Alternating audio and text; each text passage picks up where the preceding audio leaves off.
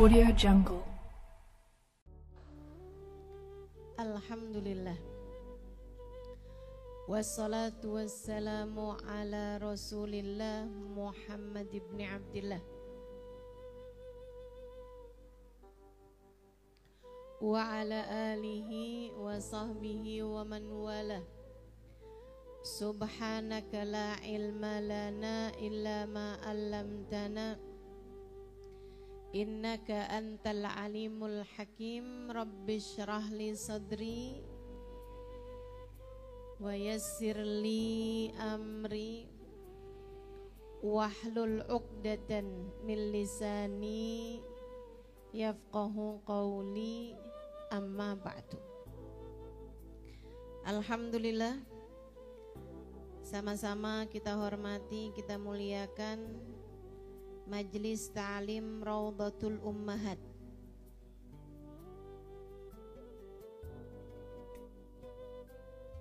Bersama Ustadzah Fahira Humaira dan juga Ketua Majelis Ta'limnya Kak Rahmah. Kita doakan semoga semuanya selalu berada dalam limpahan rahmat ridha Allah SWT. Semua pihak yang telah terlibat hingga terlaksananya acara pada hari ini semoga diberkahi Allah, dipanjangkan umurnya, disehatkan badannya, dimudahkan urusannya, dikabulkan hajatnya, dibahagiakan dunia akhiratnya. Para pimpinan pondok pesantren, pimpinan majelis ta'lim, para ustadzah, para syarifah yang mudah-mudahan semuanya dimuliakan Allah Subhanahu wa ta'ala. Tentu saja semua yang hadir di majelis ini, baik ibu-ibu, kakak-kakak, adik-adik, anak-anak, yang mudah-mudahan semuanya disayang Allah, dirahmati Allah, diberkahi Allah, diampuni dosa-dosanya oleh Allah, ditutupi aib-aibnya oleh Allah, dimudahkan menjadi hamba-hambanya yang solehah. Mudah-mudahan semuanya kelak dimasukkan ke dalam surganya tanpa hisab, tanpa adab, birahmatika ya arhamar rahimin, bijudika ya ajwadal ajwadin, innahu waliyu dzalika wal qadir alaih. Dan semoga semuanya didekatkan dengan manusia-manusia pilihan Allah, para ulama-ulama Allah, para kekasih-kekasih Allah. Terutamanya semoga kita semuanya didekatkan dengan baginda Nabi besar Muhammad,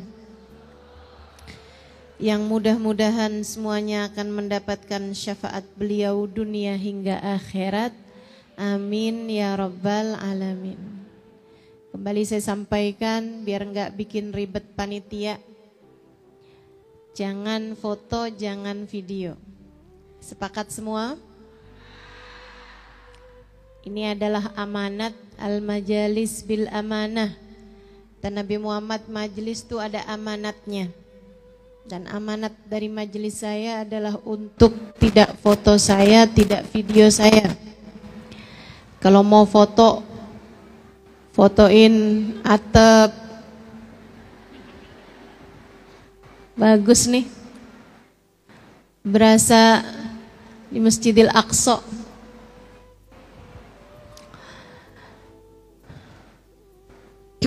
Mudah-mudahan Allah karuniakan kedamaian untuk Baitul Maqdis dan untuk negeri Palestina, insyaallah. Amin ya rabbal alamin. Dan juga amanatnya untuk yang pakai cadar boleh dilepas cadarnya. Kalau ada yang masih pakai cadar silahkan dilepas, agar kita semuanya bisa saling merasa aman berada di tempat ini. Sesama perempuan, Begitu ya. Insya ada surga di rumahmu, wahai muslimah. Tema kita pada hari ini tidak terkait atau tidak melulu urusan seberapa luas rumahmu, tidak melulu soal seberapa banyak makanan di rumahmu atau seberapa dingin AC di rumahmu.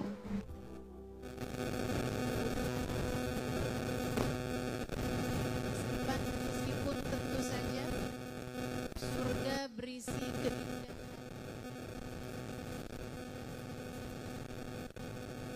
hal menyenangkan.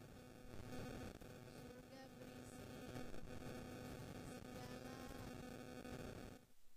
segala hal-hal yang menyenangkan, akan tetapi masalahnya bukan pada sesuatu yang menyenangkan secara zahir.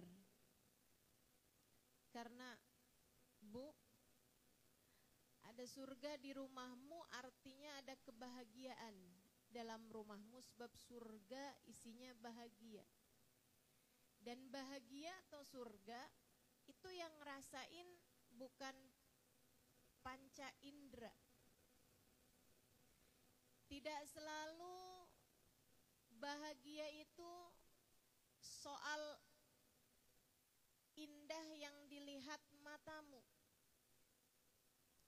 Tidak selalu bahagia itu tentang soal indah yang didengar telingamu atau kelembutan yang disentuh kulitmu, apalagi enaknya makanan dan minuman yang dirasa oleh lisanmu.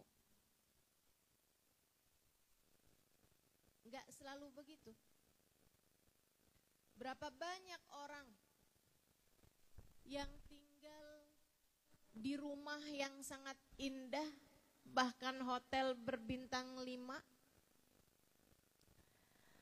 akan tetapi karena hati mereka tidak bahagia, serasa berada di dalam neraka. Ada berapa banyak orang yang berada dalam keindahan-keindahan secara duniawi, kalau ngelihat saldonya, kesunan rumah, seberapa luas tanah kamu membangun rumah di dalamnya, akan tetapi lebih daripada itu, surga terkait dengan rasa hatimu sendiri. Coba lihatin, orang kalau hatinya bahagia, bahkan di gurun Sahara serasa taman berbunga. Bu, pernah dengar cerita orang bisa pacaran di atas kuburan nggak?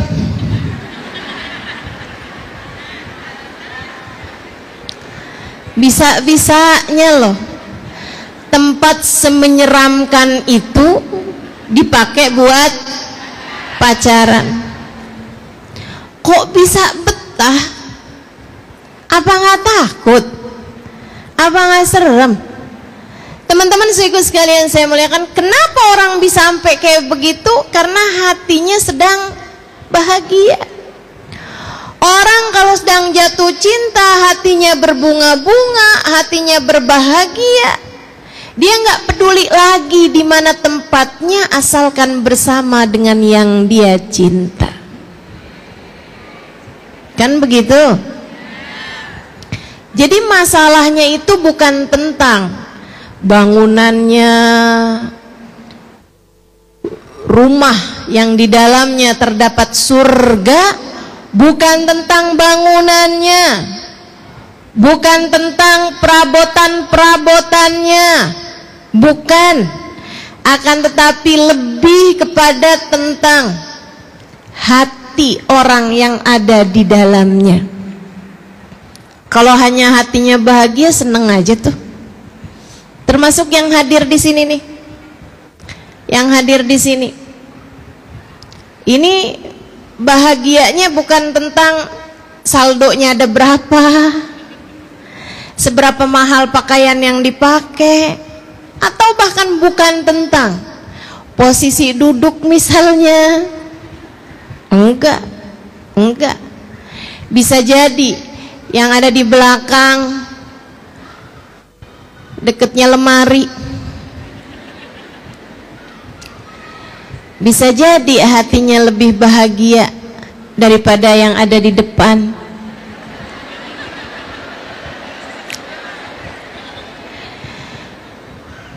Ada surga. Saya ingat beberapa tahun lalu saya ada berziarah, berkunjung kepada salah satu guru saya, Habibana Zain bin Smith, Madinah. Beliau ulama terkemuka, ilmu luas luar biasa, ibadah luar biasa. Saya tanya kepada putri beliau, saya bilang, "Kaif hal Habib Zain?" Gimana kabarnya Habib Zain? Sekarang ini sehatkah beliau? Baik-baik sajakah beliau? Usianya sudah cukup sepuh, cukup senja. Mungkin sekarang 80-an ya. Saya tanyain kabar beliau bagaimana. Putrinya menjawab, "Habib Zain, Halimah, Habib Zain fi jannah." Kamu tanya Habib Zain, Halimah, Habib Zain ya Habib Zain dalam surganya sendiri. Nih, saya kasih tahu, Habib Zain dalam surganya sendiri. Kata beliau, saya ini rumah saya dekat sini jalan kaki. Dia bilang, tapi sepanjang hari saya akan ada di sini. Saya baru pulang kalau memang udah nggak ada urusan sama sekali gitu, nengokin rumah bentaran. Ama kalau malam udah Habib Zain masuk dalam kamar gitu kan, urusan tamu-tamu semua udah selesai, saya pulang ke rumah. Dia bilang, saya kalau lagi di dalam rumah nih sama Habib Zain, serasa berada dalam surga. Serasa berada dalam surga. Habib Zain sholat jamaah mengimami kami. Habis selesai baca zikirnya bersama dengan kami. Habis selesai beliau kadang duduk-duduk bahas ayat Quran, bahas kisah-kisah orang-orang soleh sama anak-anaknya. Ada tamu, beliau akan temuin tamu. Yang diceritakan adalah hal-hal yang berbau ilmu, hal-hal yang bernilai ibadah, hal-hal yang mendekatkan orang pada Allah Subhanahu wa taala. Mendoakan orang lain. Kemudian masuk lagi ke dalam rumah, mengimami kami sholat, kemudian dengarkan kami membaca Al-Quran, minta kami untuk baca beberapa hadis dari hadisnya Nabi Muhammad, beliau kemudian menerangkannya. Dia bilang, saya kalau lagi bersama dengan Habib Zain kayak lagi di surga. Kayak lagi di surga rasanya. Dengerin kisah tentang Nabi Muhammad, dengerin kisah tentang orang-orang soleh. Dibacakan firman Allah Subhanahu wa taala. Kayak lagi di surga. Dia bilang, "Tar kalau saya pulang ke rumah, anak saya bilang, Mama gas habis." Baru dah saya berasa, ya ampun masih di dunia. Mama kerannya rusak. Ya nak, kita masih di dunia nih nak. Belum di surga. Ada orang-orang yang hidup di atas muka bumi sudah serasa berada dalam surganya sendiri. Hingga menjadikan orang di sekelilingnya ketika bersamanya seperti berada di dalam surga.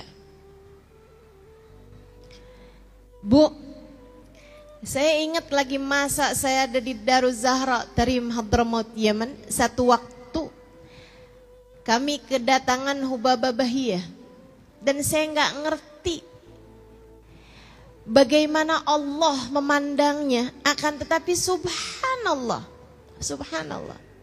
Saya tiap kali bersama dengan beliau, saya ngobrol sama beliau, saya bicara sama beliau, saya memandang wajah beliau, seperti terlupakan dari seluruh urusan duniawi. Serasa saya berada dalam surga. Sampai pernah satu waktu saya lagi rungsing, lagi sumpek, ada beberapa permasalahan bikin saya pusing. Jadi saya ngomel-ngomel mulu gitu. Teman saya liatin saya ngomel-ngomel terus dia bilang, "Kak, pergi sana Kak, ke tempatnya Hubaba Bahia Kak. Ketemu aja Kak sama Hubaba Bahia Kak. Kak Ima kelihatan kayak sumpek banget begitu, sana Kak, sana Kak." Saya pun kemudian datang ke kamar Hubaba Bahia. Saya ajak beliau bicara. Saya ngobrol sama beliau beberapa waktu lamanya. Habis itu saya pulang ke kamar ketika dengar suara adzan. Saya balik ke asrama saya, kamar saya. Kawan saya tanya, "Gimana Kak? Masih sumpek?" "Sumpek apa ya?" "Lupa." Ada orang-orang yang hidup di atas muka bumi, akan tetapi hati mereka sudah berada di dalam surganya sendiri. Jika kamu memiliki rasa hati yang mirip sama mereka, maka tak peduli seperti apapun rumahmu, kamu akan berasa hidup di dalam surga. Yuk kita cari apa aja nih yang bisa bikin rumah kita serasa surga, bikin kita berasa berada di dalam surga, di dalam rumah kita, bahkan di dalam kehidupan kita. Dimanapun kita berada, serasa berada dalam surga. Dan ini, kalau kamu bisa hidup dengan cara seperti ini, kamu sudah akan berada dalam surga sebelum surga nantinya. Kata Allah tentang para kekasih-kekasihnya, "Ala inna awliya Allah la khaufun alaihim wa lahum yahzanun." Ketahuilah, sesungguhnya para kekasih-kekasih Allah Subhanahu wa taala la khauf alaihim. Mereka enggak punya rasa takut, enggak punya rasa khawatir, walahum yahzanun, dan tidak pula bersedih hati. Kenapa begitu? Karena Allah telah memandang hatinya dengan pandangan penuh rahmat, telah memandang jiwanya dan memberikan cahaya dalam jiwanya, sehingga di dunia mereka berasa dalam surga tanpa takut, tanpa sedih. Di akhirat kelak mereka adalah para kekasih-kekasih Allah Subhanahu wa taala. Semoga kita menjadi salah satunya. Yuk kita belajarin. 1, jangan sampai tinggal taat dalam rumah tanggamu. Siapapun kamu, mau kamu seorang istri tinggal bersama dengan suami, mau kamu seorang menantu yang masih tinggal bersama dengan mertuamu, bahkan saudara-saudari iparmu, mau kamu adalah seorang adik yang tinggal bersama dengan kakakmu, mau kamu adalah orang tua, ibu yang tinggal bersama dengan anak-anakmu tanpa ada suamimu, siapapun kamu, saudaraku sekalian saya muliakan, jangan tinggal taat dalam rumah tanggamu. Sebab surga adalah tempat Allah Subhanahu wa taala membalas hamba-hambanya yang taat padanya. Ketaatan membawamu kepada surga.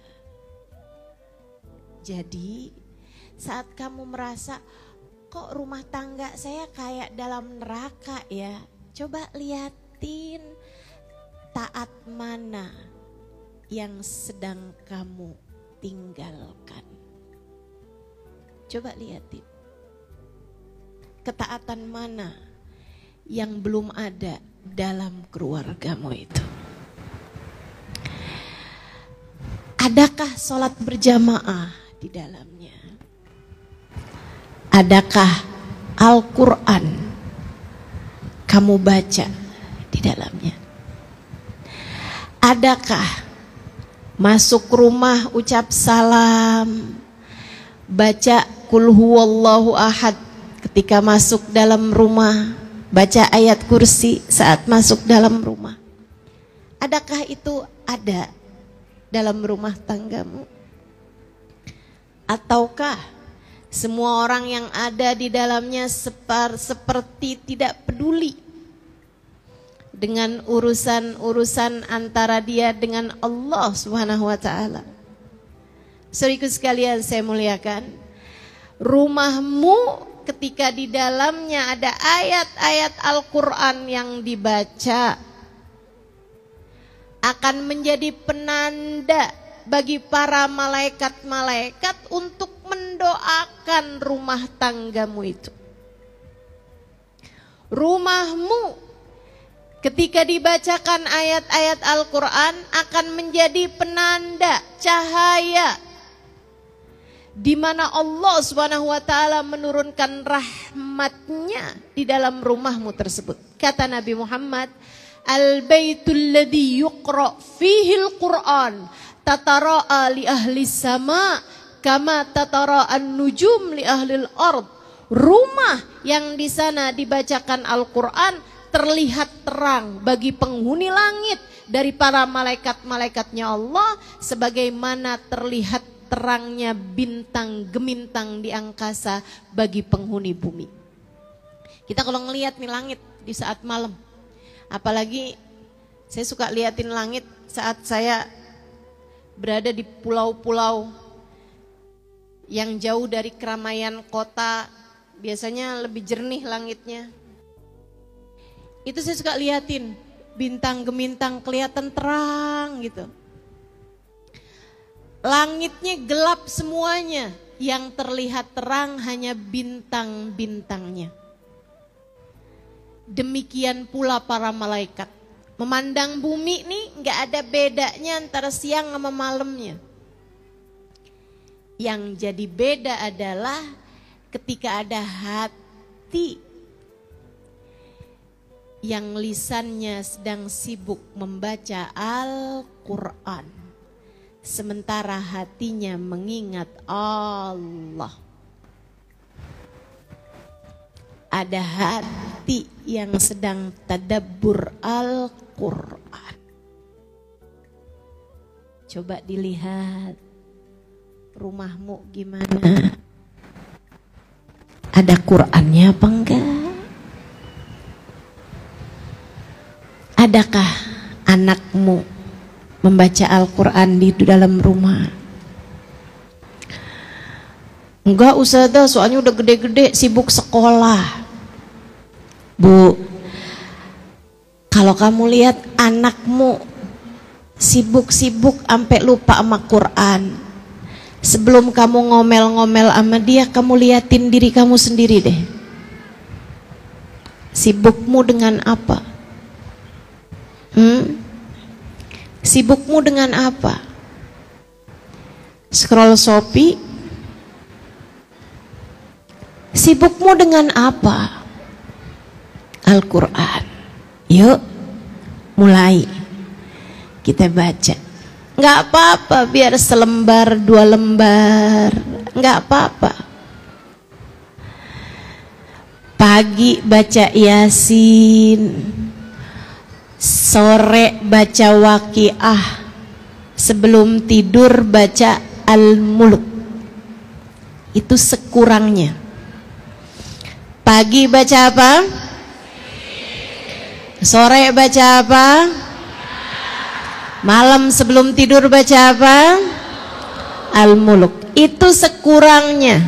ayat Al-Quran yang kita baca. Pagi baca surat Yasin.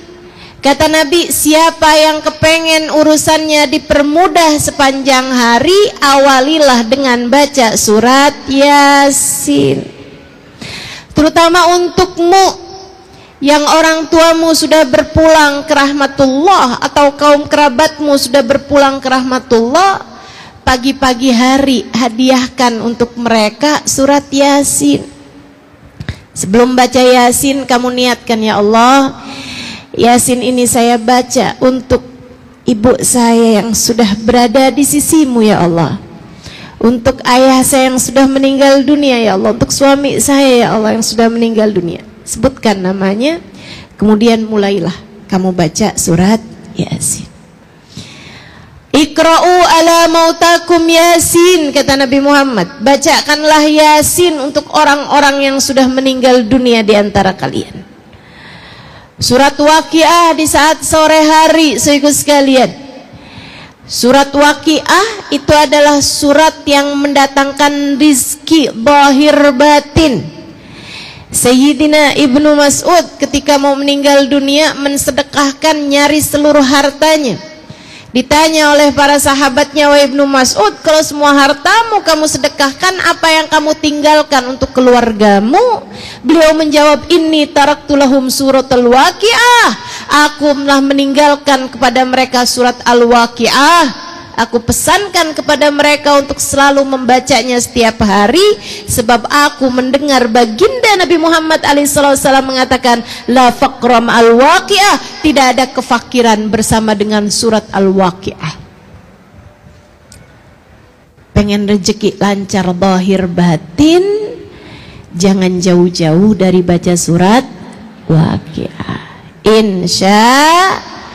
Insya Allah. Malam sebelum tidur, boleh habis maghrib, boleh habis isya, kamu baca surat Al-Mulk, surat Tabarakal Muluk.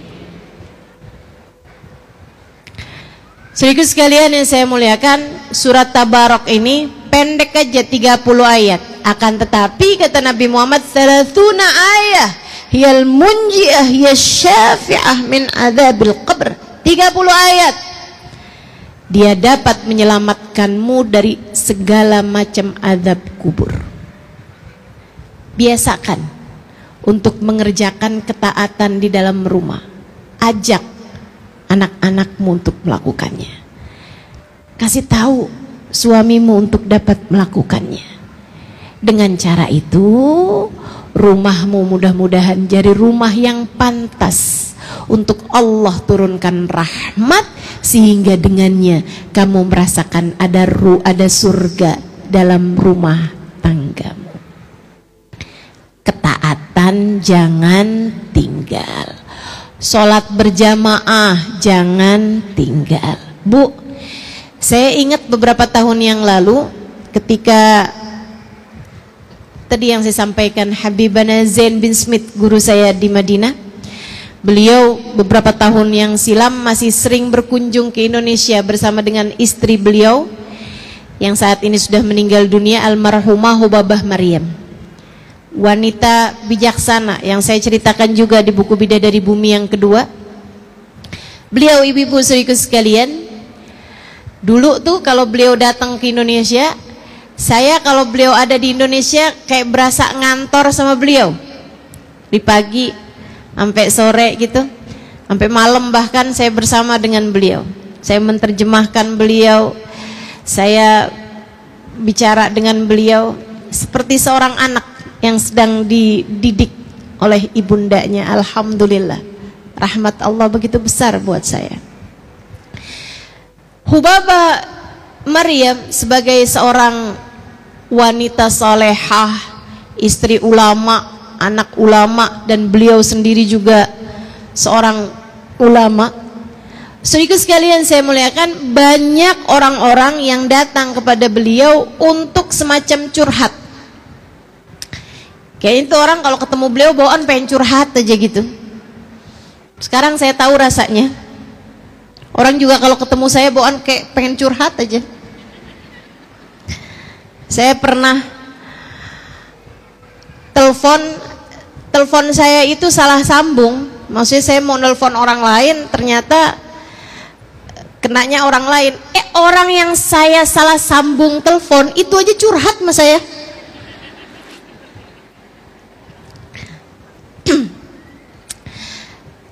Beliau banyak dicurhatin sama perempuan-perempuan yang kebanyakan menceritakan tentang rumah tangganya yang sudah seperti neraka.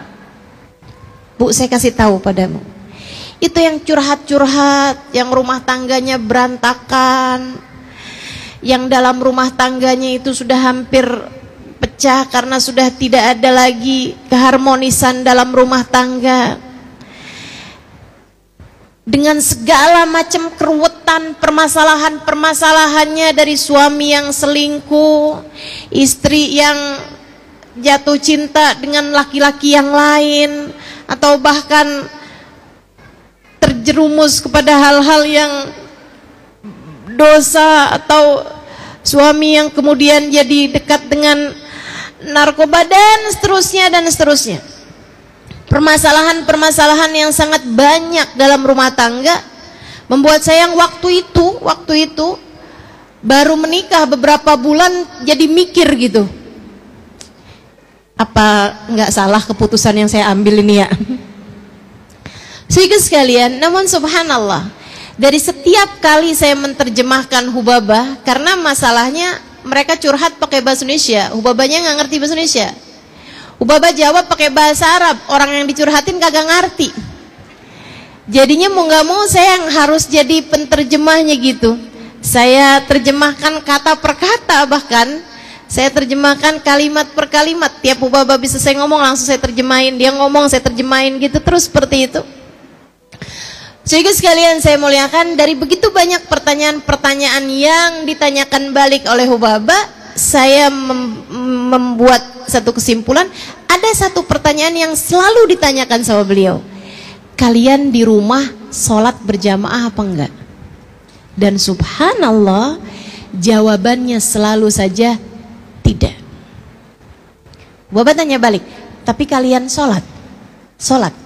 Jadi rupanya yang punya banyak permasalahan dalam rumah tangga adalah orang-orang yang di dalam rumahnya tidak ada sholat berjamaah, ada taat yang ditinggalkan. Sampai ketika saya sedang berduaan dengan beliau, dengan Hubabah Maryam, saya tanya, Hubabah, apa kaitan antara sholat berjamaah sama rumah tangga gitu? Kenapa setiap orang yang Hubabah tanyain, selalu aja Hubabah tanyain, hal salaitum jamaah, kalian salat berjamaah enggak dalam rumah gitu. Kata Hubabah, ya Halimah, ma sami'ti qaul Rasulillah sallallahu alaihi wasallam, kamu enggak pernah dengar nak hadisnya Nabi Muhammad alaihi wasallam, la tusawwuna sufufakum aw la yakhtalifanna qulubakum, hendaklah kalian ratakan saf salat kalian atau akan bercerai-berai hati kalian. Jika soft tidak rata saja membuat hati bercerai-berai, bagaimana pula dengan yang tidak sholat berjamaah sekalian? Sholat berjamaah menyatukan hati. Kamu kalau kepengen rumah tanggamu berada dalam surganya, laksanakanlah sholat dengan berjamaah di dalam rumahmu itu. Insya niat apa enggak niat nih kira-kira? Mulai kapan sholat berjamaahnya? Sekarang. Insya Allah. Kerjain ya. Ustazah, suami saya kerja ustazah. Ya nggak apa-apa, kerja. Tapi di saat beliau berada dalam rumah, di saat dia sedang berada dalam rumah dan kamu juga sedang berada dalam rumah, maka kalian ngerjain sholatnya jangan masing-masing, jangan sendiri-sendiri, sholatlah dengan berjamaah. Faham? Suami saya sholatnya di masjid ustazah. Oke. Tapi kan biasanya biar bagaimanapun ada masanya ketika suami harus sholat di rumah, ya kan begitu? Nah, saat dia sedang mengerjakan sholatnya di rumah, kamu sholatlah dengan berjamaah bersama dengan dia. Itu maksud saya. Insya Allah. Jangan tinggal ketaatan. Ini syarat mutlak menghadirkan surga dalam rumah tanggamu. Yang kedua, tinggalkan dosa. Tinggalkan dosa. Ustazah, saya sih bisa tinggalin dosa Ustazah, tapi suami saya enggak. Dia selalu saja mengerjakan dosa-dosa di dalam rumah tangga kami. Bu, mulailah dari dirimu sendiri dulu. Mulailah dari dirimu sendiri dulu. Tinggalin dosa-dosa. Saya enggak ngerjain dosa Ustazah. Yakin? Yakin? Ngomelin suami kamu pikir bukan dosa? Nilep dulit suami ketika kamu lagi nyuci baju, terus nemu ternyata di saku bajunya ada uangnya, kamu pikir nggak dosa? Ustazah, emang itu dosa ya? Bukannya rezeki istri solehah? Yuk tinggalin dosa. Bu, saat kamu bohong, kamu pikir itu nggak dosa? Dosa. Al-mu'min la yakdzib, kata Nabi Muhammad. Orang mukmin nggak bohong. Orang mukmin nggak bohong. Orang mukmin nggak bohong. Saya ulang-ulangin ini Bu, orang mukmin nggak bohong. Sengaja saya ulangin terus, orang mukmin nggak bohong. Biar kamu ingat dalam pikiran kamu, orang mukmin gak bohong. Saat kamu nanti mau berbohong, entah kepada anakmu, entah kepada suamimu, entah kepada siapapun, kamu ingat ucapan saya, orang mukmin gak bohong. Sebab ucapan saya adalah apa yang telah disampaikan baginda Nabi besar Muhammad sallallahu alaihi wasallam ketika beliau ditanya, wahai Rasulullah, yaznil mu'min, apakah orang mukmin ada yang berzina? Kata Nabi Muhammad, bala wa yatub, ya ada orang mukmin berzina kemudian dia bertaubat. Ya Rasulullah, yasrikul mu'min, apakah orang mukmin ada yang bisa nyuri? Ada, kata Nabi Muhammad, wa yatub, tapi kemudian dia bertaubat dari apa yang dia lakukan. Nabi disebutkan beberapa dosa, kemudian Nabi Muhammad mengatakan na'am wa yatub, iya, tapi kemudian dia bertaubat. Tapi kemudian dia bertaubat. Syaratnya seorang mukmin bukan pada dosanya, akan tetapi pada taubatnya. Bukan artinya, oh berarti nggak apa-apa ya Ustazah ngerjain perbuatan-perbuatan dosa. Bukan begitu. Akan tetapi orang mukmin mungkin pernah mengalami masa lalu yang kelam, akan tetapi kemudian dia bertaubat dari masa kelamnya tersebut. Ketika ditanya, ya Rasulullah, yakdzibul mu'min, apakah orang mukmin bisa berbohong? Nabi Muhammad mengatakan, la, al mu'min la yakdzib, enggak, orang mukmin enggak bohong. Kamu kapan terakhir kamu berbohong? Tadi pagi. Kapan terakhir kamu berbohong? Ibu-ibu saudaraku sekalian, saya muliakan, berapa banyak kebohongan yang telah kamu lakukan. Kamu kepengen rumah tanggamu berada dalam surganya, tinggalkan kebohongan. Jangan bohong. Jangan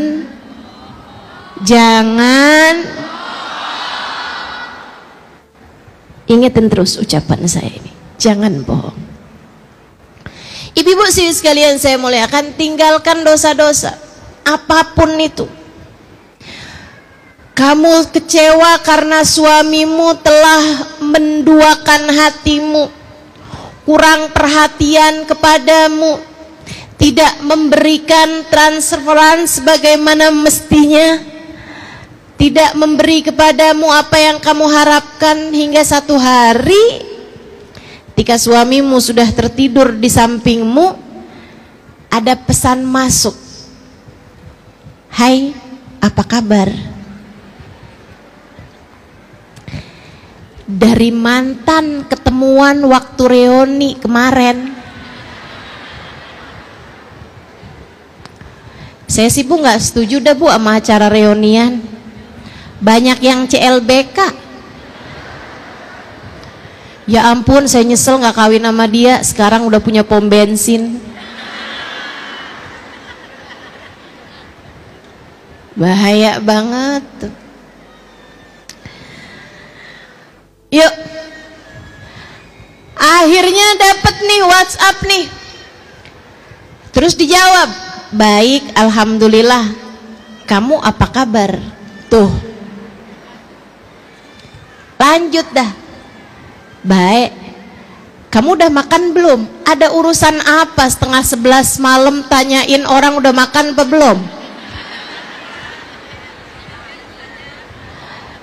Kamu kemudian lihat suamimu itu, nggak pernah nanyain sih udah makan apa belum. Lah orang makan.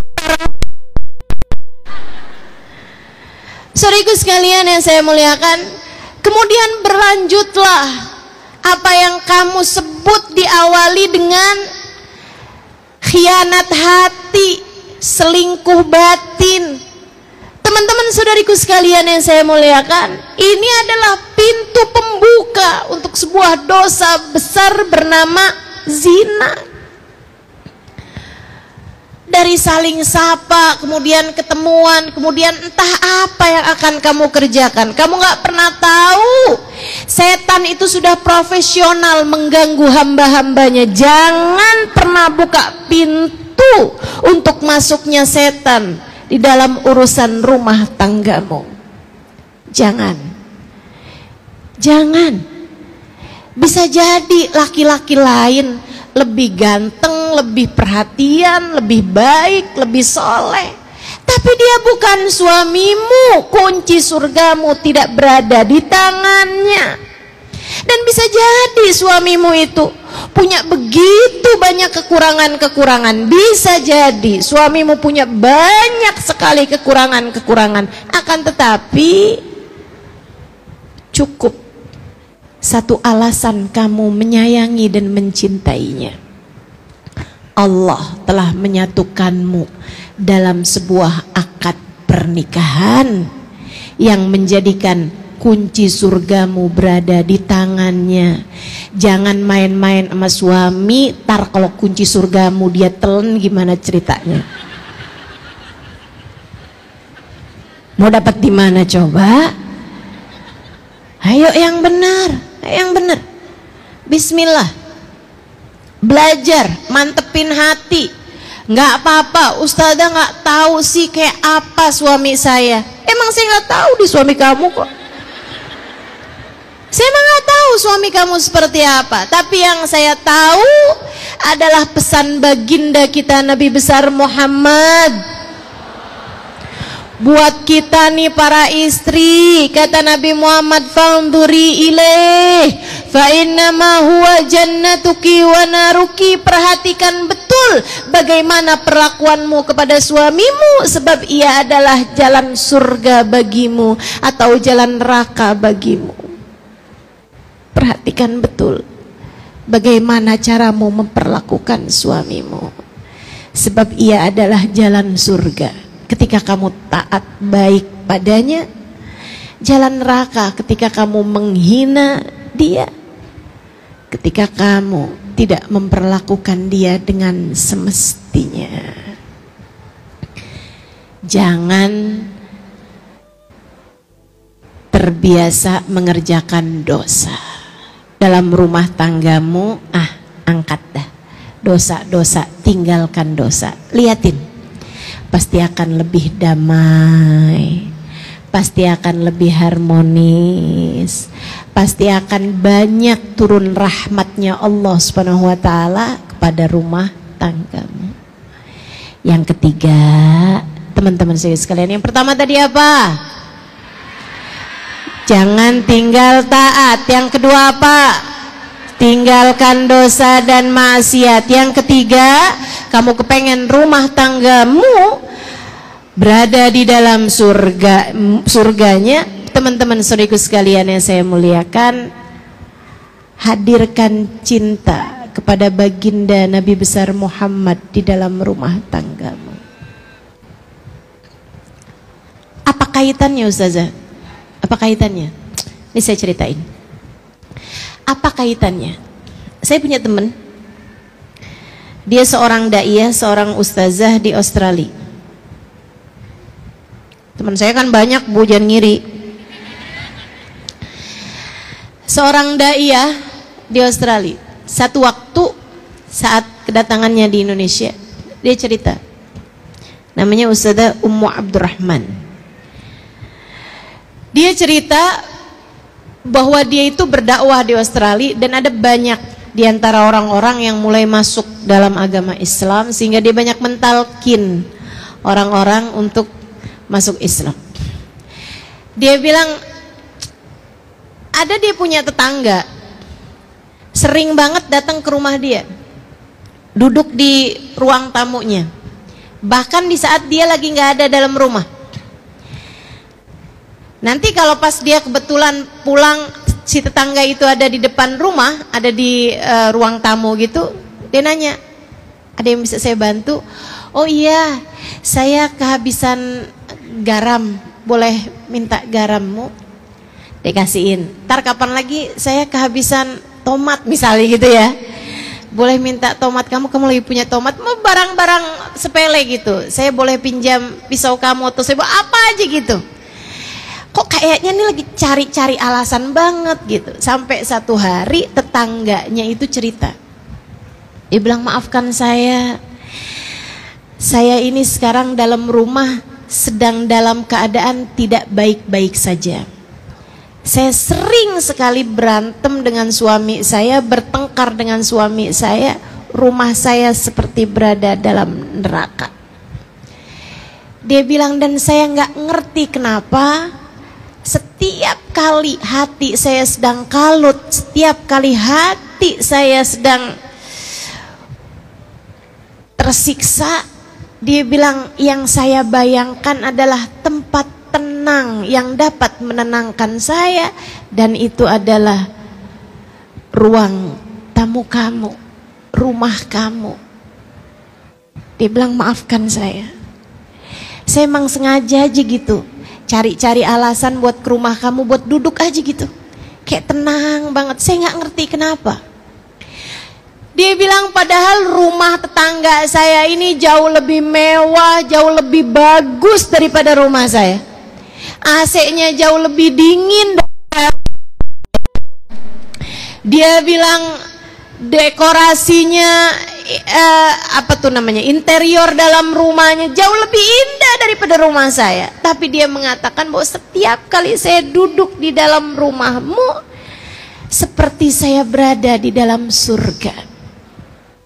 Saya nggak ngerti kenapa. Dia bilang, saya pun kemudian kasih tahu sama dia tentang Islam dan lain sebagainya. Tapi dia mengatakan, kenapa di rumah umat Islam kebanyakannya seperti berada di dalam surga? Kenapa? Karena umat Islam dalam hatinya punya cinta kepada Nabi Muhammad. Kenapa begitu? Kenapa kalau orang dalam hatinya punya cinta kepada Nabi Muhammad, kenapa bikin hati orang jadi adem bahkan ketika berada di dalam rumahnya? Karena Nabi Muhammad, Allah mengatakan tentangnya, a'udzubillahi minasyaitonirrajim, wa ma arsalnaka illa rahmatan lil alamin. Dan tidaklah kami utus engkau wahai Nabi Muhammad melainkan sebagai bentuk kasih sayang kami, rahmat kami di atas muka bumi ini. Maka teman-teman saudaraku sekalian, kalau dalam hatimu punya rasa cinta yang besar kepada Nabi Muhammad, senang baca sholawat kepada Nabi Muhammad, bakalan adem hatimu dan bakalan adem pulalah rumahmu. Yang terakhir, kalau kamu kepengen rumah tanggamu jadi tempat turun hujan rahmatnya Allah, menjadikan rumahmu ada surga di dalam rumahmu, saudariku sekalian yang saya muliakan, yang terakhir, cobalah belajar untuk memiliki akhlakul karimah, akhlak yang baik kepada siapapun. Bangun akhlak yang bagus, bangun akhlak yang baik. Ucapan kasar, kalimat yang menyakitkan hati, tinggalkan. Marah-marah, apalagi nggak jelas marahnya sebabnya apa, tinggalkan. Tinggalkan. Semua bentuk dari akhlak-akhlak yang buruk itu adalah penyebab dari rumahmu seperti berada di dalam neraka. Cobain belajar buat punya akhlak yang baik. Kalau ada suami lagi marah, liatin aja. Liatin aja. Kemudian kalau dia marah-marah, ngomong-ngomong yang gak enak gitu. Bu, kamu dengerin aja tapi gak usah percaya. Gak usah percaya. Sebab yang berbicara bukan hatinya. Yang berbicara adalah setan yang sedang menguasai hawa nafsunya. Kamu mau percaya sama setan? Enggak. Enggak. Berarti saya menuduh suami saya bohong, Ustazah. Suamimu mungkin gak bohong, tapi yang sedang bohong adalah setan yang sedang menguasai suamimu. Buktinya, coba kamu ingetin betapa seringnya kamu habis marah-marah, habis itu kamu nyesel. Betul? Maaf ya, saya tuh nggak ngomong dari hati saya. Betul? Atau kamu ngomong dari hawa nafsu. Hawa nafsu kamu tuh, kenapa kok bisa hawa nafsu kok lagi marah bisa ngomong sesuatu hal yang begitu menyakiti hati orang lain, begitu kasar, begitu keji? Karena orang kalau lagi marah hatinya dimain-mainkan sama setan. Kata Nabi Muhammad, seperti anak kecil main-mainin bola. Seperti anak kecil main-main bola. Seperti itu pula lah setan ketika hati kamu lagi marah, dia main-mainkan hati kamu, masukkan hawa nafsu di dalamnya sehingga bikin kamu jadi marah-marah seperti itu. Enak rasanya? Enggak. Gak enak rasanya. Gak enak rasanya. Ustazah, tapi kok saya enak ya kalau habis marah-marah? Hati-hati. Kalau kamu merasa saya kok enak ya habis marah-marah, hati-hati. Jangan-jangan kamu sudah bukan lagi seseorang yang sedang dimain-mainkan hatinya oleh setan, melainkan kamu berubah jadi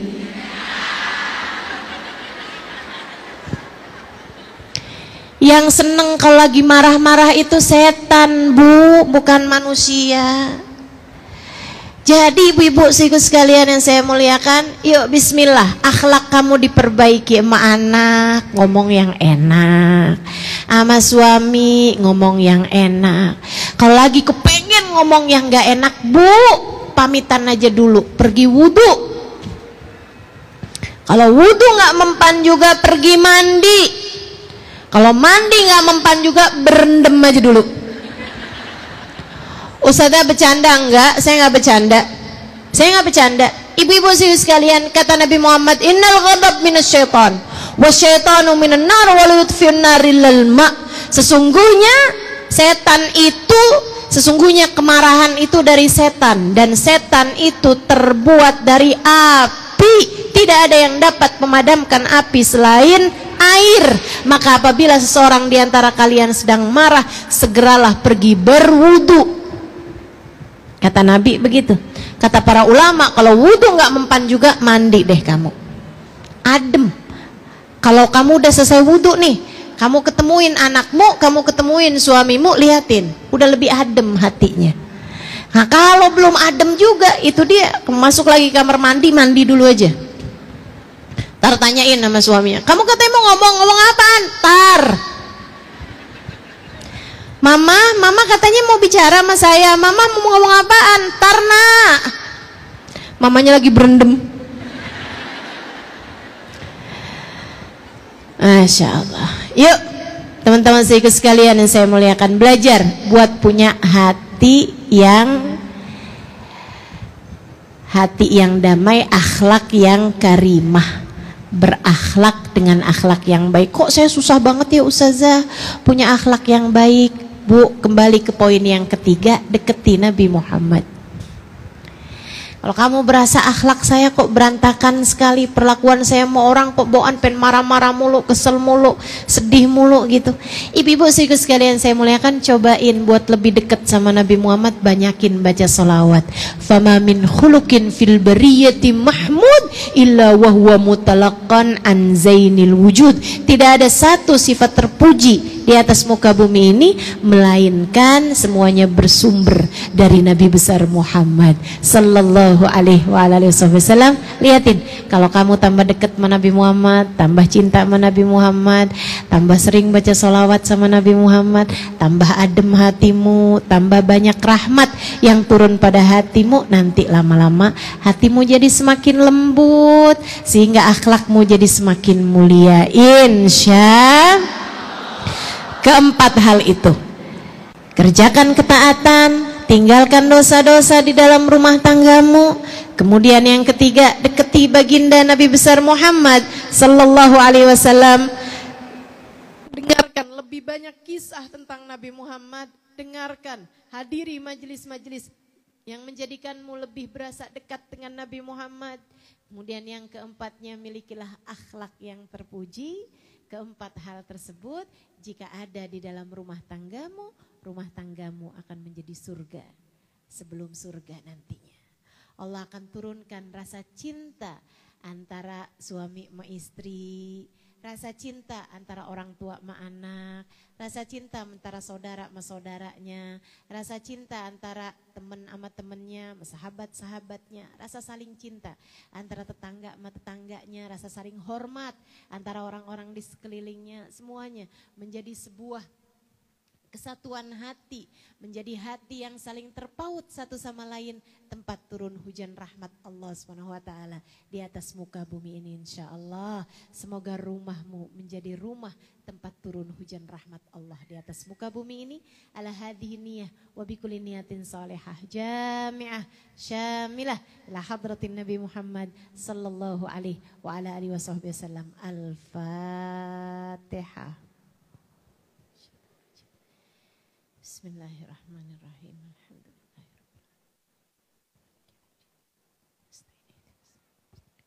Siratal ladzina an'amta 'alaihim ghairil maghdubi 'alaihim waladdallin. Amin. Allahumma bihaqqil Fatihah, birmatil Fatihah, barakatil Fatihah, taftah lana abwabal khair, tu'amilana muamalat ahlal khair, takfina min jamil fitan wal mihun bu'us wa dhair. Innaka. Iya, tutup aja.